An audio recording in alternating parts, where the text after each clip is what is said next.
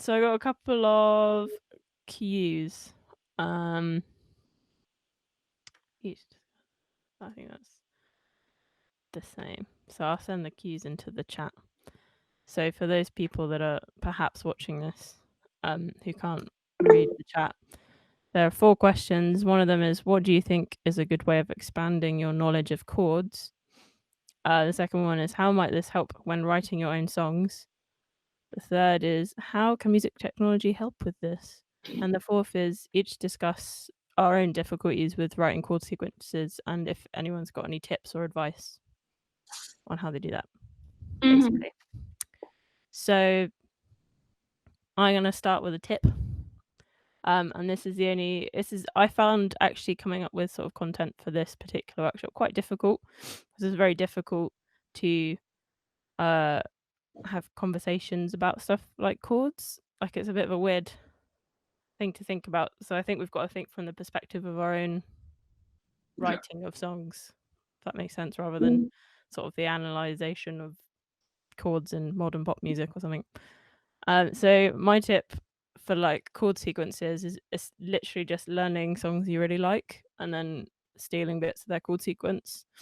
And I think people get really worried about stealing music, and it's like, well, yeah, if you literally copy a song and claim it as your own, that's not good. But in terms of like chord sequences or drum rhythms or things like that, and even some tiny melody snippets, you'll be hard pressed to find something that's never ever been done before, I think. So it's about like finding those little things that you like and turning them into something new, and that's what's really exciting about music, I think. So yeah, I think all my chord sequences have probably come from my years and years and years of learning McFly songs when I was younger. But I think you do just, and like, it makes me wish that I'd spent more time learning jazz music and other stuff, because I really like a lot of the chords in it. But that would be my tip for chord sequences. If you're struggling, spend more time. I'm not saying like nick a chord sequence really, but I'm saying sort of, if you spend the time learning the songs you love and the chords, you'll just start being ingrained in your brain, and then when you sit at a piano, they might just come out naturally in another way because you've just taught yourself it, if that makes sense. So who wants to go first? Don't mind. I don't know. You spoke first, Max, so you can go. There you go. So what's the best way to expand chord knowledge? It's just that case of do it, I think. If you want to learn chords, learn them. It sounds really stupid, but that's all it is. It's repetition and practice. If you want to be really like good at chords and know your knowledge of chords, practice your knowledge of chords, and it will. It's not the be all and end all thing, but if that's something you're really passionate in, yeah. I spend hours a day messing around with different extensions and working out what works and why, because I love chords. Yeah. Just practice. But it's just practice. Play it over and over again, I think. Or do what I do sometimes, which is work in a different tuning. So I work in a different tuning so that I can sort of break out of my comfort zone. Yeah. Because every acoustic guitarist plays G, C, and D. And I would definitely pick up a guitar and play G, C, and D. But if I do a crazy open tuning, then that can't happen. Yeah. I don't know how it works. But you need to make sure that you then go and learn your chords afterwards, so you know what you're playing. And so that way, music theory backing up. Yeah, back it up with music theory, and then you can learn to play them. That's how I've learned most of my crazy extensions. Working out how to play them really simply on an open tune guitar, and then work it backwards into a standard tune guitar. And that does the trick. Cool. I like that. How might this help when you're writing your own songs? Inspiration. Yeah. It's just, if you pick up, I've got a guitar here. So I've got a guitar in, every guitar in this room is a different tuning. Just so that I can mess around with it. But you got, just open. is already a G major chord. Mm. So depending on where your capo is, you've got different keys. And then it only takes like 1 or 2 notes to change a chord, and that teaches you how to learn like your inversions and all of that stuff as well. I think it's really interesting as well to kind of you're learning music with your ears and then worrying about the music theory later. I think that's a really nice way of doing it because I think if you get too caught up in the theory behind things first, it is really hard to sort of expand. So I think, yeah, experimenting that's a really good tip going into a different tuning on your guitar and just even if you don't know how to play in that tuning, I think don't try and just use your ear. What sounds nice? Yeah, that's all I did. Yeah. I've had to get new ones recently because I've written 35 songs in one tuning. Like now, I'm just falling into the same traps again with this tuning. So then you move on and do the next one. Absolutely. Keeps your inspiration different, and Yeah. ends up doing stuff that you don't expect with nice like transitions. Yeah.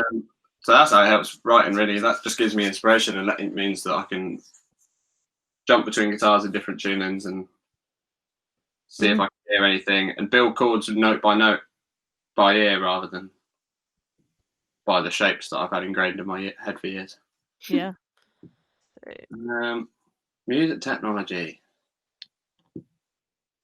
You can do pretty much the same thing with music, like if you're in your MIDI editor on your DAW or playing around with a piano and recording it in, you can build chords note by note like that as well. And I don't know whether it's just a guitarist thing that you get trapped in your same 5 chords because they're open. But even like with music technology, just playing anything, and like you were saying the other day with your quantize thing behind that, just hit a piano and then try and tune it. And Take a key signature. if you can do it digital and lock it to a key signature, come out with some interesting things. Totally. Uh, The last one is kind of like what difficulties do you have with chord sequences? I mean, you've kind of given some advice already, but if there's any extra, I get really engrossed in chord sequences, and I never feel like they're complicated enough. So I always try and one up myself every song. And I don't think that's a healthy way to do it. So avoid doing that. Like keep making it more and more complicated until suddenly you can't play it anymore. And then you realise your song was quite good with a simple one strum, and you didn't need to overcomplicate it. But from the other side, try adding like little bits of diversity into your chords. I found is really nice. So I'm writing a song at the moment. It has this. It's very simple. So it's just like this.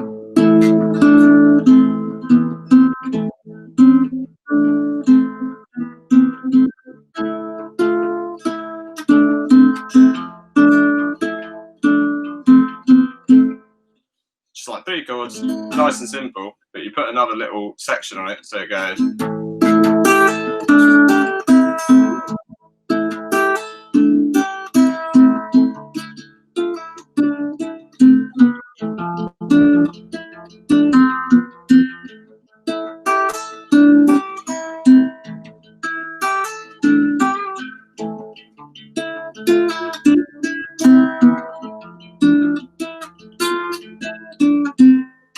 It's like the same chords, played slightly different ways, and then you've got 2 sections to a song. It's like that nice little progression for yourself. For your nice little. I like that. So just changing changing one little thing, adding a next voice to your guitar, pretty much, or any instrument, I imagine. Yeah, I feel like one. So it's interesting you say about trying to make it too complicated because I'm definitely someone that tries to do that as well. And one of the things that I've tried to do recently is actually go the opposite way and go make something really simple and make it good. And that can be really difficult, but I think it's Really a good thing to try for sure. And also talking of like simplifying, it's like trying to write a whole song with one chord sequence and making it interesting. Yeah. And then it just means that you're focusing on other things, like how you play the chords, or and I think that's actually something that I think people could make more of an effort with, just in general, from what I've seen at like open mics and stuff on the Isle of Wight specifically, is I think people will strum and they'll have a certain rhythm they play on piano if they're playing piano, and that's sort of as far as they go. Whereas I think people need to pull it back a bit more. Firstly, I don't know if you've ever experienced it where you can't actually hear someone sing because their guitar's too loud. Yeah. And strumming, I just think that actually how we play can make a huge difference to a song in general. Maybe that's more about arrangement, but more of, and what chords you play, I think. Like, with a little bit of knowledge about extensions and, you know, your sevenths, or you know, a 9 on something. Yeah. Then just those every now and then, just a little sweetener. Can change it up no end. Like, Yeah. the covers, I'm sure you've both seen it. The amount of covers you see where someone jazzes it up a little bit. And you're like, ooh, nice. No, I don't. There are some chords that like A minor 7. I don't think I ever play A minor normally now. It's always A minor 7 because it just sounds nicer. Yeah, C add 9. Always C add 9 rather than a C. Yeah, because a standard C major chord, or like, do you know what my least favorite chord is? Is D major. I don't know, on a guitar. Just really bright. Yeah, I think that's probably why. Clean. I couldn't tell you why. It's very odd, but every time, just reminds me of like every song that's in D major.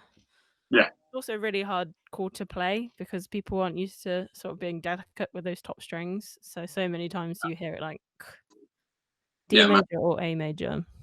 Anyway. Beaten out. Yeah. It's just whereas I love like when people play in G major, like in just a normal standard tuning. Yeah. If they do it like finger picking, I think it's hard to make it sound bad. Yeah, that is true. Can't really go wrong there, can you? No.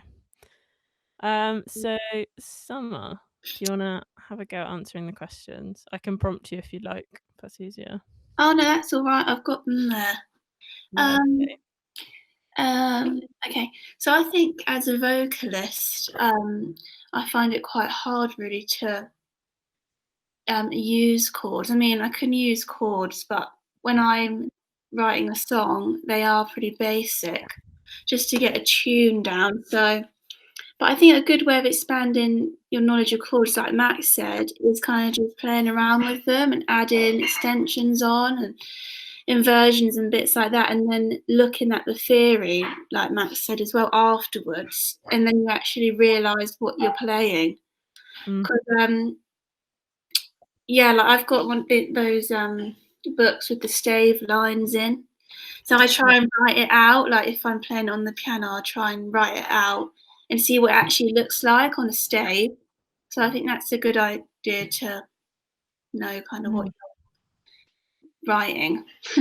How might this help when writing your own songs? Again, like Max said, really, it gives you inspiration to do something a little bit different than your standard chord sequence. Yeah. Yeah, it's just it just sounds a little bit more, it's a bit better. And that you're a little bit more knowledgeable on actually what you're writing down. How can music technology help with this? Yeah, I guess with programs like MIDI and that, and like your MIDI piano, because you can play all the octaves on there. Yeah. Using one of those definitely helps. Trying to think of another way of using technology. I'm not sure if you guys have got any suggestions. Do you know what, there's something recently that for some reason they keep advertising on all my social medias, and it's like, say again? That chord library. Yeah. Yeah, You can like, I get it every day. I don't know where it's come from. It's just I think it's essentially someone's just created all of the MIDI chord, like literally like hundreds and hundreds of different chords, but the MIDI information, so you can chords or whole chord structures that you can build. Yeah. Oh wow! I think you have to pay for it, but I think at the moment there's quite a big percentage off. Mhm. So for anyone that wants to write stuff and just use chords that have already been put together, that might be quite useful. Interesting way to try out extensions as well, if you have Yeah. any. Yeah, like all the Don't know 7ths and how to play 9ths your and stuff. extensions. Yeah. And what does the major 7 sound like here? Yeah. And it'll be interesting to work that way because, like, I think the more you did it and you'd know exactly what chord you were putting in, Yeah. and then you'd remember the sound of that particular chord, and like I think that's the way that we learn, isn't it? By Yeah. doing and experiencing. Oh, It's all yeah. good and well sitting and reading a music theory book, but Mm. I don't think it works unless Mhm. you're playing it. Mm. So that's the only, apart from like what you've both said already about Mm. technology, that's another thing that's been popping up on my. Mhm. Oh, okay, cool. I'll have to look at that. I So let's haven't see if seen I that can send you before. a link if I can find it. Okay, cool, thank you. Mm. I'd say for the last kind of question is that I'm kind of the opposite to you guys where I do keep everything quite simple and I don't really think to, oh, what should I put on there? Whereas I think I should do that a lot more. Mhm. I mean, I like writing, and the chords I write, they're simple, but I think they're kind of effective and they work with what kind of melody I'm putting on top. It's easy to put a melody onto them. Yeah. But I think that is a difficulty for me because I lack in the knowledge of more kind of complicated chords. So I'd say that's Yeah. my difficulty. I understand. Yeah. Cool. So, what was I gonna do? So, yeah, obviously I mentioned the weird chord thing. That was something I was gonna mention anyway, Mhm. because I thought it was really interesting, and especially now that there's a really interesting time in music where producers especially are being allowed to be songwriters, and you can songwrite without having a really great knowledge of music theory, and I think it makes it really accessible, and I think that's really nice. Obviously it still means you need the computers and the right technology to do it, which I know arguably there's a lot of people that don't have access to that kind of thing, but it's great how, yeah, you can just have people that have, so you just find a nice keyboard sound or whatever, and you can arrange the Yeah, Mm. chords and see what sounds nice. So what I kind of want to do for next week is, um ideally, if in the next couple of weeks, I'm going to try and do it as well. I want us to try and examine everything we've said so far, Yeah. and start to write a song in a completely different style than we normally would. So Okay. not a different genre, but like write it in a different way. So we've sort of identified what we already do and what we struggle doing. So Mm. for example, based on what both of you have just said, I'd say, so Max, your task should be to write a song in a standard tuning with like 3 really simple chords and make Yeah. a song that you like and make it really interesting. Because why not? Yeah, Like, definitely. and Summer, for you, I'd say keep the simple chords that you've got, but Mhm. maybe start thinking about how you play them. So like Mm. whether you're playing them up high, down low, if you're doing finding any drones that work underneath, or Yeah. some little, I can't remember what they're called, like little riffs that sort of go over the top, Yeah. and see if you can find out about sort of when you spread out chords on pianos, that sort of thing, Yeah. um and try and make it a bit more complicated if you can. Mhm. Yeah. Just see, it just needs to be one little step, doesn't it? Just like Mm. Yeah, definitely. thinking outside of what you already do. Yeah. So for me, mine's probably, um I tend to write using, uh at the moment I write a lot using Logic and using technology. So I want to take myself completely away from it. So what I'll probably try and do is I might do it on piano because I don't often write songs just on piano. So my task is going to be to just sit at a piano and write a song and write a chord sequence that I can also play, Mhm. um and experiment with that.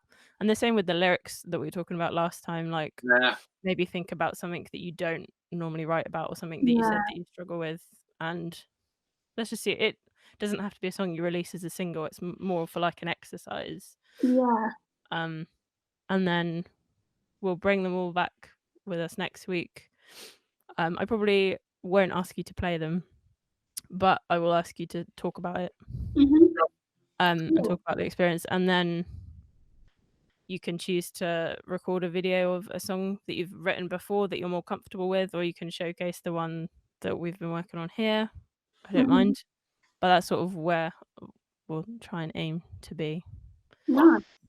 Just to finish off really quickly, Max mentioned to me earlier, so this is, I mean, for you, Summer, I guess this is fine as well, but also anyone who is watching this on the interwebs. Max has a website. He is also a guitar teacher, and he's got a resource for learning chords and different chord structures on guitar. So if there's anyone that would like access to this, just let us know and we can hook you up.